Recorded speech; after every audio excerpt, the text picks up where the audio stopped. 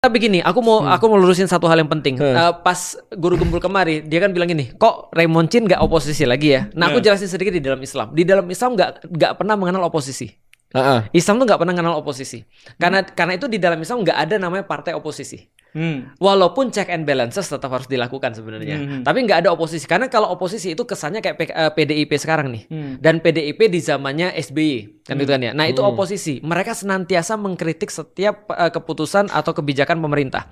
Tapi di dalam Islam nggak ada oposisi. Yang ada adalah kita menilai apakah kemudian yang mereka lakukan ini sesuai dengan apa yang kemudian difahami harusnya daripada hukum Allah nih ceritanya. Koreksi kan? Gimana tuh?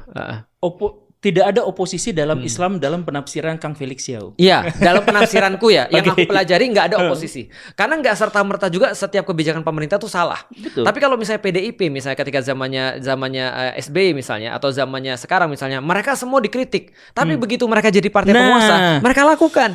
Nah itu parahnya tuh. Berarti ukurannya bukanlah kebenaran, tapi ukurannya aku nggak suka karena aku ukurannya keberpihakan. Betul, keberpihakan. Apapun yang dikatakan, kalau dia itu adalah munculnya dari musuh saya, maka dia salah. Benar. Apapun yang dikatakan kelompok saya, betapapun salahnya, maka dia benar.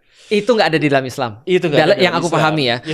Nah, karena itulah kemudian di dalam Islam tuh sebenarnya kita fair. Karena tadi balik lagi kita nggak pernah membenci orang sebenarnya. Yang kita kritik selalu adalah ini sesuai atau tidak gitu.